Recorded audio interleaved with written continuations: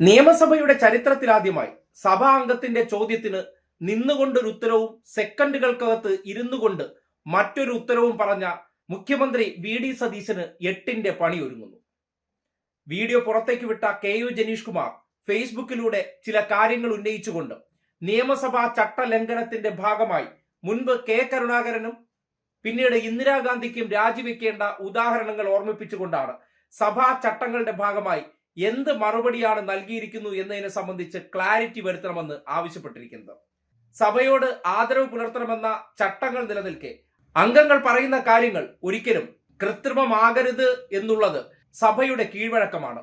ഈ കീഴ്വഴക്കങ്ങൾ ലംഘിച്ചുകൊണ്ടാണ് കഴിഞ്ഞ ദിവസം ചമ്പംകുളം മൂലം വള്ളംകളിയോടനുബന്ധിച്ച് കുട്ടനാട് താലൂക്കിൽ പ്രാദേശിക അവധി വേണമെന്ന UDF MLA കൂടിയായ റെജി ചെറിയാന്റെ ആവശ്യത്തിന് നിന്നുകൊണ്ടൊരു മറുപടിയും തൊട്ടു പിന്നാലെ ഇരുന്നു കൊണ്ടൊരു മറുപടിയും പറഞ്ഞ് നിയമസഭയെ മുഖ്യമന്ത്രി അവഹേളിച്ചത്. സഭയുടെ ചരിത്രത്തിൽ ഇങ്ങനെ ഒരു സംഭവവികാസം ഉണ്ടായിട്ടില്ല. ഒരു ചോദ്യത്തിന് അംഗത്തോട് പരിശോധിച്ച് നടപടിയെടുക്കാമെന്ന് ഉറപ്പുകൊടുത്തതിന് പിന്നാലെ സെക്കൻഡുകൾക്കകം ഇരുന്നു കൊണ്ട് ഒരു കാരണവശാലും അവധി കൊടുക്കില്ല എന്ന് പറഞ്ഞ സതീശന്റെ നടപടി നിയമസഭയെ അവഹേളിക്കലാണ്.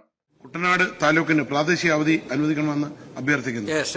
മൂലം വള്ളംകളി ദിവസം കുട്ടനാട് താലൂക്കിന് പ്രാദേശിക അവധി അനുവദിക്കുന്ന കാര്യം സർക്കാർ പരിശോധിച്ച് തീരുമാനിക്കുന്ന. ഇതിനെ സംബന്ധിച്ച് KU ജനീഷ് കുമാർ സോഷ്യൽ മീഡിയയിൽ ഇട്ട പോസ്റ്റ് ഏറെ ശ്രദ്ധേയമായിട്ടുണ്ട്. ആ പോസ്റ്റ് ഇങ്ങനെയാണ്: വി ഡി സതീശനോട്, നിയമസഭയോട് കള്ളം പറയരുത്, സഭാ ചട്ടങ്ങളുടെ ലംഘനമാണ്. ചരിത്രപ്രസിദ്ധമായ ചമ്പക്കുളം മൂലം വള്ളംകളിക്ക് പ്രാദേശിക അവധി നൽകില്ലെന്ന് അങ്ങ് വ്യക്തമാക്കുന്ന വീഡിയോ ഞാൻ ഫേസ്ബുക്കിലൂടെ പുറത്തുവിട്ടിരുന്നു. എന്നാൽ നിയമസഭയിൽ ഇതിന് വിരുദ്ധമായി അവധിയുടെ കാര്യം ആലോചിച്ച് തീരുമാനിക്കുമെന്ന് അങ്ങ് മറുപടി നൽകിയത്. ഒരേ വിഷയത്തിൽ സഭയ്ക്കകത്ത് സെക്കൻഡുകളുടെ വ്യത്യാസത്തിൽ രണ്ടു തരം നിലപാടുകൾ സ്വീകരിച്ച് നിയമസഭയെ തെറ്റിദ്ധരിപ്പിക്കാൻ ശ്രമിക്കുന്നത് സഭാ ചട്ടങ്ങളുടെയും പൊതുമര്യാദകളുടെയും കടുത്ത ലംഘനമാണ്.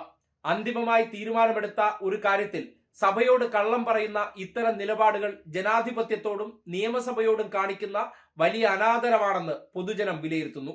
വ്യക്തമായ ചോദ്യത്തിന് രണ്ടു തരം വ്യത്യസ്ത മറുപടികൾ സഭാതലത്തിൽ വന്ന സാഹചര്യത്തിൽ മൂലം വള്ളംകളിയുടെ പ്രാദേശിക അവധി സംബന്ധിച്ച് സർക്കാരിന്റെ യഥാർത്ഥ മറുപടി എന്താണെന്നറിയാൻ സഭാ സാമാജികൻ എന്ന നിലയിൽ എനിക്ക് ആഗ്രഹമുണ്ട്. നിയമസഭയോട് കളവ് പറഞ്ഞ് ഒടുവിൽ പദവി രാജിവെക്കേണ്ടി വന്ന മുൻ മുഖ്യമന്ത്രി K കരുണാകരന്റെ ചരിത്രവും പാർലമെന്റിന്റെ അവകാശങ്ങൾ തടസ്സപ്പെടുത്തിയതിന് MP സ്ഥാനത്ത് നിന്ന് പുറത്താക്കപ്പെട്ട മുൻ പ്രധാനമന്ത്രി ഇന്ദിരാഗാന്ധിയുടെ 1978 അനുഭവവും അങ്ങ് ഓർക്കുന്നത് നല്ലതായിരിക്കും. അധികാര ദുർവിനിയോഗത്തിന്റെയും ജനവഞ്ചനയുടെയും ക്ലാസിക് ഉദാഹരണങ്ങളായ ഈ ചരിത്ര സംഭവങ്ങൾ മഹാഭൂരിപക്ഷത്തിന്റെ കരുത്തിൽ ഭരിക്കുന്ന മുഖ്യമന്ത്രി ആവർത്തിച്ച് പഠിക്കേണ്ടതുണ്ട്. മറ്റെവിടെ കളവ് പറഞ്ഞാലും നിയമസഭയോട് അങ്ങ് കള്ളം പറയരുതെന്നും ജനപ്രതിനിധികളെയും ജനങ്ങളെയും വഞ്ചിക്കുന്നവർക്ക് സഭയിലെ ഓൺ ആയിരിക്കുന്ന മൈക്കുകൾ എന്നും തടസ്സമായിരിക്കുമെന്നും ഞാൻ ഓർമ്മിപ്പിക്കുന്നു.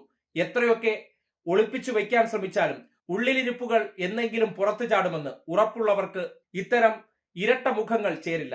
അത്തരം സന്ദർഭങ്ങളിൽ ഇന്ന് കൊട്ടിഘോഷിക്കപ്പെടുന്ന പൂക്കിച്ചിരി സ്വയം ഒരു ബാധ്യതയായി മാറിത്തീരും. രാഷ്ട്രീയത്തിൽ പുലർത്തേണ്ട ഏറ്റവും കുറഞ്ഞ മര്യാദകളിലൊന്ന് ജനങ്ങളോടും സഭയോടും സത്യസന്ധത പുലർത്തുക എന്നതാണെന്നും കളവ് പറയാതിരിക്കുന്നത് തന്നെ വലിയൊരു രാഷ്ട്രീയ പ്രവർത്തനമാണെന്നും അങ്ങയെ ഞാൻ വിനയത്തോടെ ഓർമ്മിപ്പിക്കുന്നു. ഇതാണ് ജനീഷ് കുമാർ പങ്കുവച്ച മറുപടി. ഇതിൽ അദ്ദേഹം കൃത്യമായി പറയുന്നുണ്ട്, സഭയോട് കാട്ടിയ അനാദരവും സഭയോട് കാട്ടിയ അവഹേളനവുമാണ് ഒരേ സമയം ഒരേ വിഷയത്തിൽ രണ്ട് അഭിപ്രായം പറഞ്ഞത്. ചമ്പക്കുളം മൂലംകളി വള്ളംകളിയുമായി ബന്ധപ്പെട്ട് എന്താണ് ഈ വിഷയത്തിൽ യഥാർത്ഥ നിലപാടെന്നറിയാൻ അവകാശമുണ്ട് എന്ന് പറയുമ്പോൾ ഒരു കാരണവശാലും കൊടുക്കില്ല എന്ന് ഇരുന്നു കൊണ്ട് പറഞ്ഞ സതീശൻ ആ വിഷയത്തിൽ എന്ത് തരം ക്ലാരിറ്റിയാണ് ചോദ്യം ഉന്നയിച്ച UDF അംഗം കൂടിയായിട്ടുള്ള റെജി ചെറിയാന് കൊടുക്കാൻ പോകുന്ന മറുപടി എന്ന് നാട്ടുകാർക്ക് കൂടി അറിയാൻ അഭിപ്രായമുണ്ട്. എന്തായാലും ചോദ്യം ചോദിച്ച അംഗം തന്നെ ഈ അവഹേളനത്തിനെതിരെ പരാതി കൊടുക്കുമെന്ന് അറിയിച്ച സാഹചര്യത്തിൽ കേരളത്തിലെ പൂക്കി മുഖ്യന്റെ ഇരട്ട നിലപാടുകൾ അദ്ദേഹത്തെ തന്നെ സ്വയം കുഴിയിൽ ചാടിച്ച അവസ്ഥയിൽ എത്തിച്ചു എന്ന് വെളിവാവുകയാണ്.